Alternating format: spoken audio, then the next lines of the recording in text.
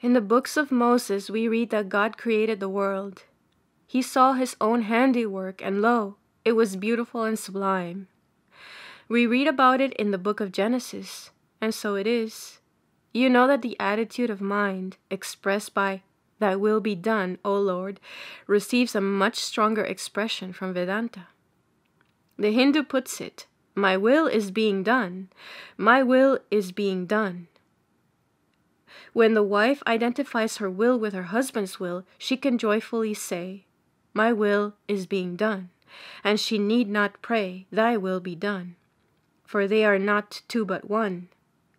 She has had to make a great effort to make her will bend to the will of her Lord. But when through repeated efforts the faithful wife has conquered the difference, she enjoys the doings of her husband as her own doings. So does a Vedantin enjoy everything in the world as of his own doing. To men of enlightenment, stone walls do not a prison make, nor iron bars a cage. Minds innocent and quiet take that for a hermitage. On the other hand, ignorant people, not knowing their true self, given to egotism and selfishness, make even their palaces and castles worse than ghouls, graves, and hells. By their petty cares, low, sordid desires, and imaginary fears and apprehensions, they forge their own chains. Vedanta shows you that your happiness is your own business. Who are worldly desires to interfere? Realize the truth and you are free. Vedantic realization is hard to achieve because the vast majority of people in Europe and America think that they have to change themselves into God, that they have to create the Godhead in them. According to Vedanta, the self-evident truth is that you are already God, nothing else but God. Your Godhead is not to be affected, it is simply to be known and realized or felt. You have to put it into practice, you have to make use of it. Here is a man who has a vast treasure in his house and has forgotten it. Here is another man who has no treasure in his house. They both begin to dig for treasure. The man who has the treasure but has forgotten it will, by digging, come across it. But the man who has no treasure, buried in the house, will find it not. The treasure is there. Be stingy or miserly no more. Bring it into use. You have not to put the treasure there. You have simply to use it. Your soul is not impure and sinful by nature. It has not fallen through the sin of one man and does not depend upon the virtue of another man to save it.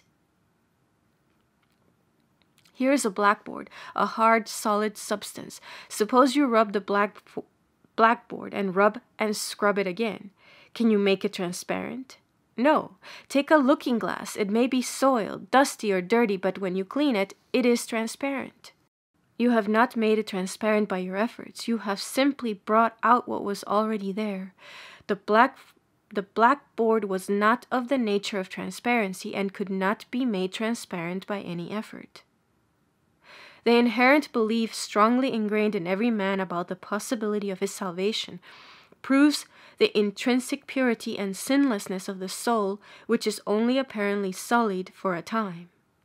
This universal, native belief gives the lie to the unnatural dogma that the real soul is sinful by nature, and would lead us to the conclusion that, like the blackboard, it can never be made transparent or pure. Man's true nature is God. If God were not man's own self, never could there be the advent of any prophet or saint in this world. Ram says, "Be not afraid. Come out, rally all your strength and energies, and boldly take possession of your birthright. I am He. Be not afraid. Tremble not." When walking on Mount Sinai, Moses saw a bush of flame. He asked, "Who are you? Who is there?" He may not have spoken aloud, but he was very curious as to the marvelous blaze which lighted up but did not burn the bush. The answer came out from the bush, I am what I am. This pure I am is your self. Your Atma, your real nature, is like the transparent diamond, the resplendent crystal. Placed beside it something black and the crystal appears black. Placed beside the pure crystal something red and the pure crystal appears to be red, and so on. In reality, the pure crystal is colorless. It is beyond all tints, beyond all redness, blackness, or any other color. It is what it is. Similarly, the Atma of yours, the true self of yours, is what it is. It is pure I am. It is pure. Similarly, the Atma of yours, the true self of yours, is what it is. It is pure I am. Here is a man in India. He places beside that pure self, the pure Atma, a dark rag, the Hindu color, and the Atma, crystal-like, is tinctured, as it were, with that color. The pure I am becomes I am a Hindu. In America, besides the true self, the pure crystal, the Atma that is colorless and beyond all name and form, a Yankee places, say, a yellow rag, and the unadulterated I am is colored as I am an American. There comes another person beside the pure Atma and the transparent crystal he places, say, a red rag or a red piece of paper, and the pure I am is tinctured as I am a woman. Another places beside the Atma another kind of color and says, I am a master of arts. Hence we see one says, I am a Christian. Another says, I am a Hindu. Another says, I am a Yankee. Another says, I am a John Bull. Another says, I am a child. Another, I am a woman. Another, I am a lion. Another, I am a tiger, and so on. Here, the pure, true self, the untinctured, unsoiled, sparkling atom, Om, or I am, is common to all, and is one and the same, unchangeable. There is in reality no coloring in it. The coloring is put there by your own ignorant predication. Take a transparent glass and place beside it some color. The color does not sink into it. It is simply reflected in it and not attached to it. Crystal is always pure and colorless. The I am is all-pervading, universal. It is present everywhere in you. The lion and the tiger show forth the same thought of I am. This pure I am, you are. You have no right to identify yourself with a colored piece of paper or rag beside you, for there was a time when this simple, unadulterated Atma inhabited another form. The I am occupied another body. There was a time that you felt I am a lion or I am an ox in some previous birth. Freedom and happiness you achieve by realizing the true self, the real I am, which is the same yesterday, today, and forever.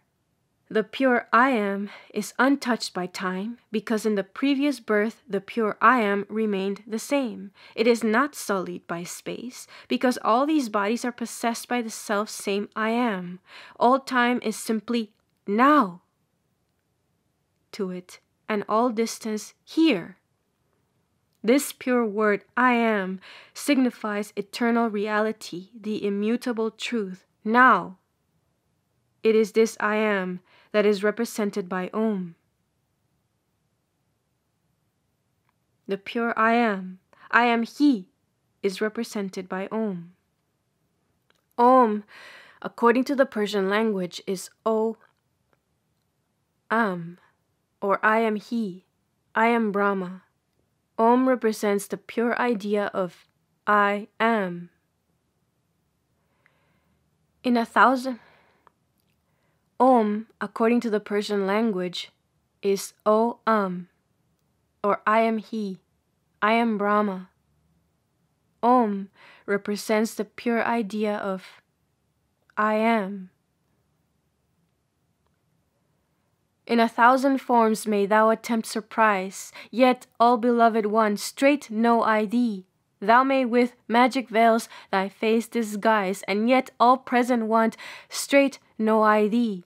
Upon the cypress's purest youthful bud, all beauteous growing one, straight know I thee. In the canal's unsullied living flood, all captivating one, well know I thee. When spreads the water column, rising proud, all sportive one, how gladly know I thee. When, even in forming, is transformed the cloud, all figure changing one, there know I thee. Veiled in the meadow's carpet's flowery charms, all checkered starry fair one, know I thee. And if a plant extend its 1,000 arms, O all-embracing one, there know I thee. When on the mount is kindled morn's sweet light, straightway, all-gladdening one, salute I thee. The arch of heaven's o'erhead grows pure and bright, all heart-expanding one, then breathe I thee. That which my inward, outward sense proclaims, thou all-instructing one, I know through thee. And if I utter Allah's 100 names, with each, a name with each one echoes meant for thee. Rama wants to say a few words about Moses. When Moses heard a voice in the bush, he found a hissing snake beside him. Moses was frightened. Out of his wits, he trembled. His breast was throbbing. All the blood almost curdled in his veins. He was undone. A voice cried unto him, Fear not, O Moses! Catch the snake, hold it fast. Dare to catch hold of it. Moses trembled still, and again the voice cried unto him, Moses, come forth, catch hold of the snake. Moses caught hold of it, and lo, it was a beautiful and most splendid staff. Now, what is meant by this story? The snake, Samp, stands for truth, Sanj. You know, according to the Hindus and other Orientals, truth or final reality is represented by the snake, Shesh. The snake coils up itself in a spiral form, making circles within circles, and puts its tail back into its mouth. And so we see in this world we have circles within circles, everything repeating itself by going round and round, and extremes meeting. This is a universal law or principle which runs through the whole universe. To catch hold of the snake means to put yourself boldly into the position.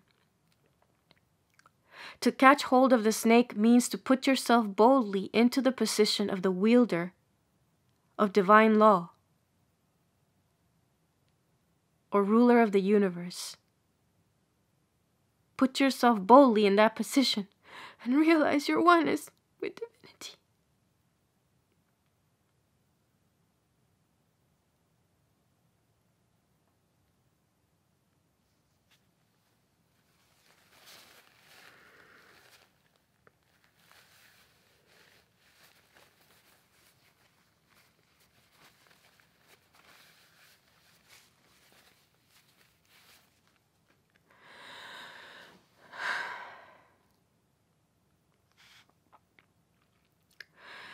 Moses belonged to a tribe living in slavery.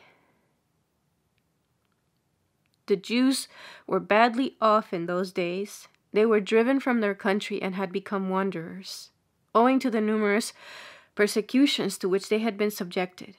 It was but natural for them to believe in a God who was a tyrant, out and out, a God who was a perfect autocrat. If bullocks were to gather together to form a religious parliament, what would be their definition of God? They would define or describe God as a great majestic bullock that could frighten any other bullock to death. If lions should form a religious parliament of their own, their idea of God would be that of the largest and strongest lion, the most fierce lion of them all. Can you conceive anything beyond your capacity? Can you jump outside yourself? No, let lions sit in judgment and begin to think of God, and they make him a big, formidable lion. Similarly, if frightened people sit in judgment and begin to think of God, they cannot help conceiving God as a great slave owner, a bugbear, a great master, a terrifying ruler. Thus, the Jews naturally portrayed divinity as a gigantic, magnificent ruler, a grand master. In most Oriental and especially Semitic languages, the word for God is Malik, which is often translated as master. A few words about the origin of this name will not be out of place here. The Jews had many trills, and each tribe had a god of its own. The god of one tribe was at one time called Moloch. In the mutual warfare of these tribes, this tribe of Israel gained the ascendancy, and consequently the god of this tribe, Moloch, overpowered all other gods and became the god of all Jews. This gives the origin of the name Malik, or master, for the monotheistic personal god of the Semitics. At that time, the idea of a monotheistic master was the science of the day. It was their attempt to penetrate into the gulf of the unknown. It suited them. Circumstances are changed now. Most people do not want monarchy. They want self-government. They want freedom in America, and they want freedom in England and everywhere. Science has progressed.